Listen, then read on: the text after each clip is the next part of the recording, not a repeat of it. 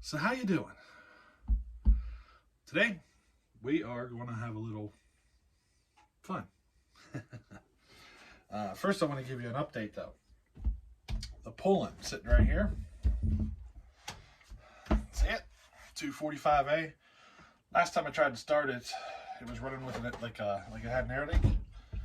And so I went through the saw and I found some gaskets that I had made and they ended up blowing out. That's all right. We got her back together and we got the 28-inch bar on it. We're ready to run it, you know. Crazy feller. You guys might see him in the comments. His name's Doug. The guy was generous enough to send us a new chain for the bar too. Brand new Oregon chain. The difference here is every time you've seen this bar before, it was with semi-chisel chain, and he sent us full chisel. So it's going to have a full chisel, full house setup, and yeah, we're going to give it a run. It was never pulling crazy RPMs before, but you know, it ran great. Lots of torque. Now I did a little tweaking to the muffler. I think this saw is suffering from a muffler mod, or from needing a muffler mod pretty bad. So I took the fins and just kind of used a screwdriver to open them up some. Help some air get out. But we might look at building a muffler for this one.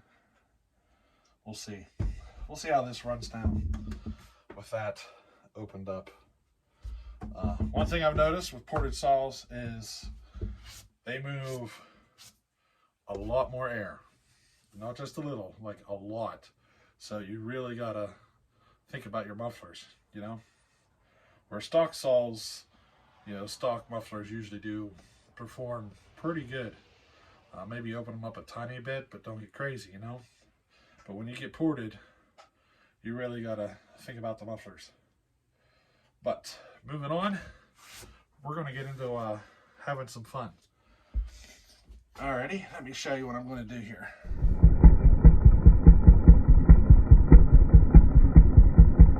Some of you will remember this saw.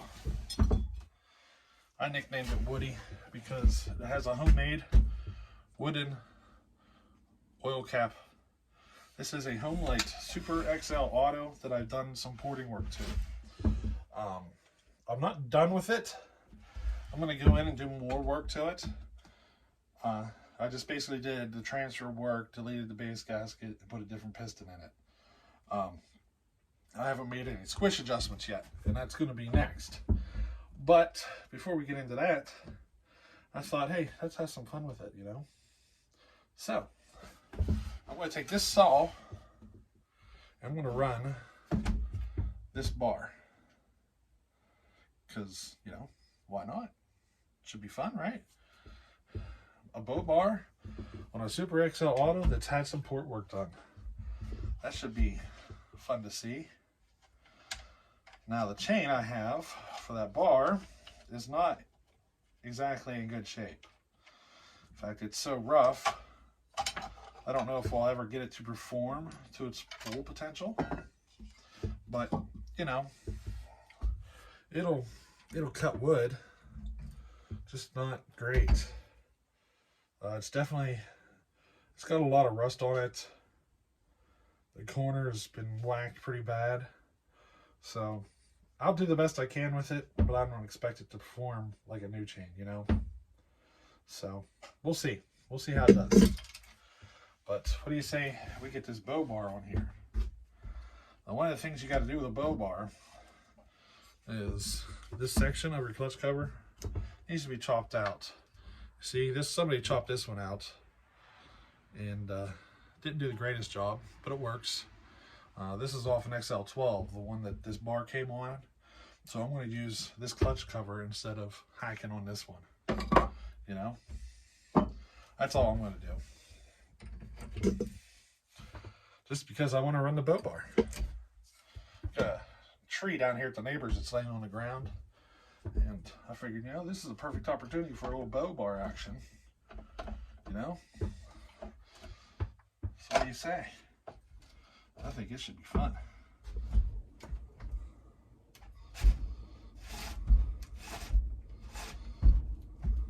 Chain needs some lube. Oh, wait.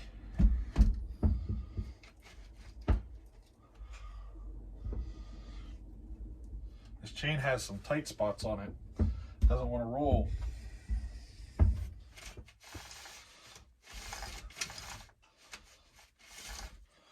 All right, so I got it kind of rolling. Now I'm going to hit it with PB Blaster.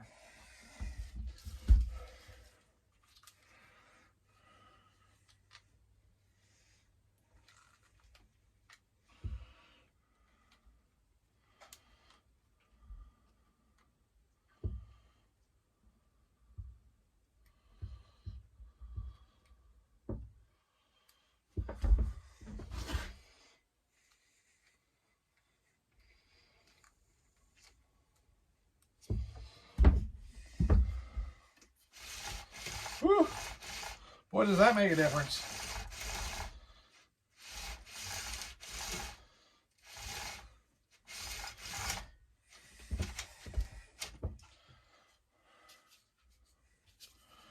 You see the bad spot?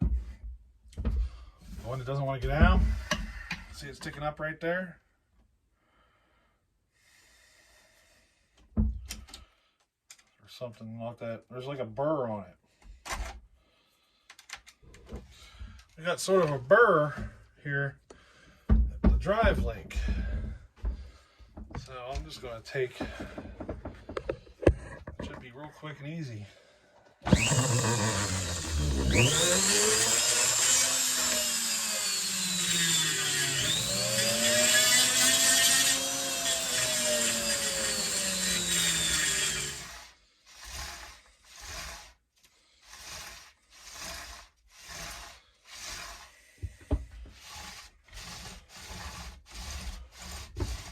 There we go.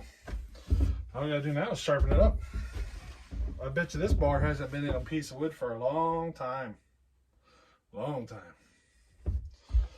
Kind of neat there though, don't you think?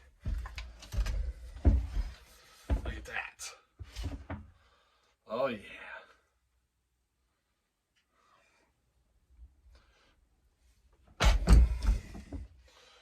She'll handle a piece of wood. Let's see. Should be good up to 12 inches easily. I can probably get to 14 inches of wood. You know, 14 inches is right there at the top edge. But there we go. Pretty happy about this. I've been wanting to do this for a long time. I wanted to do this with Simple Man's Pulling, but I just could not get the bar to work with his saw. So we're gonna do it with this one. Now I have yet to turn this saw up. You guys that have been around, I built it and I've been running it and everything, but I've never turned it up yet. It has a brand new piston in it. So I've been wanting to heat cycle it a whole bunch of times before I start turning it up. I'm being very careful with that because this is not a Homelite piston. And I ended up spending 80 bucks for this piston, so I don't want to blow it up, you know. I only ever found 2 of these pistons and I bought them both. So, you know, let's be careful with it. 80 bucks a piece I spent. The other one's over there. We'll do another build with it someday, but you know, it's basically a different piston because the dome on it is higher to help it with compression. You know, help boost compression up. And I can tell you the compression still isn't, like the rings still aren't completely seated on this saw. I can tell. It's got good compression, but not quite to where it should be. I can just tell from the feel of it.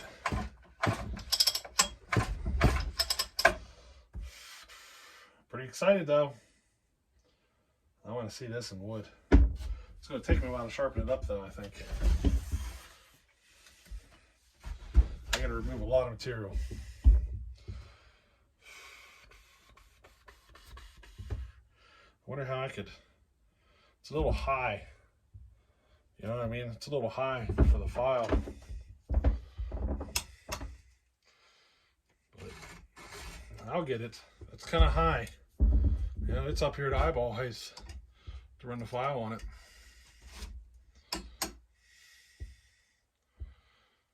Boy, what angle are they running?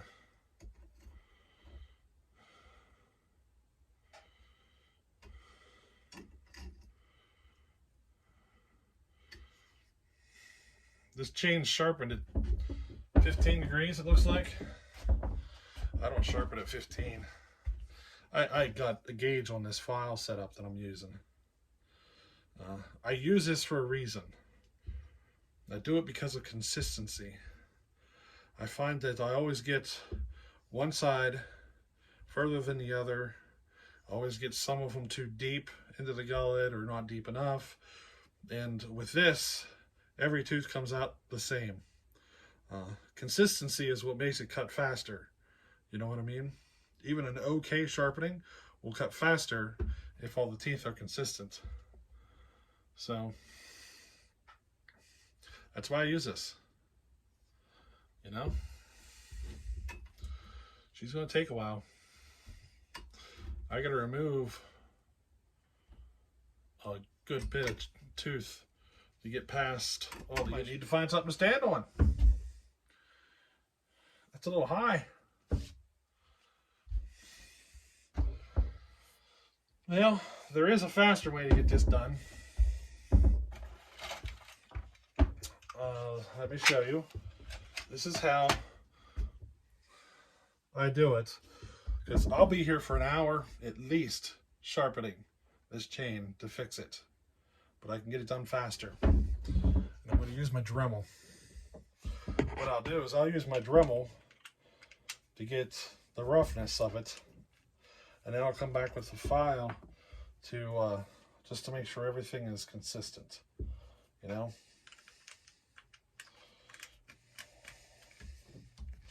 The file is the only one that has like a gauge to make sure it's consistent. So the Dremel is just for roughing it in, basically. Now I gotta move the saw because of the angle. It's all wrong. Let me move you guys.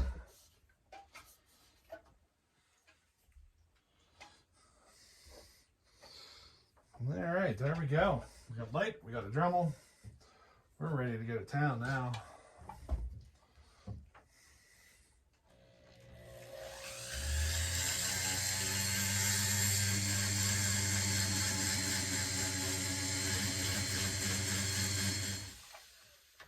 Yep, that's a lot easier.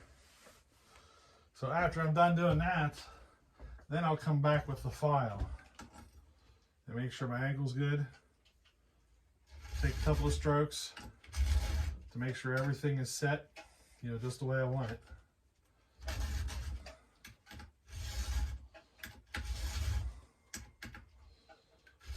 Because, you know, my file has the gauge. So all my angles will be dead on after I'm done using this.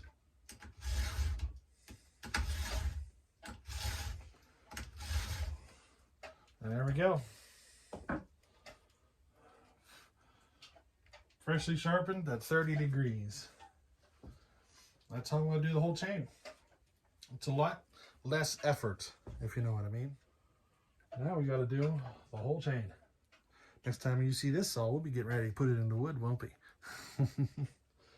Okay, so hey, we'll catch you on the next one. Later.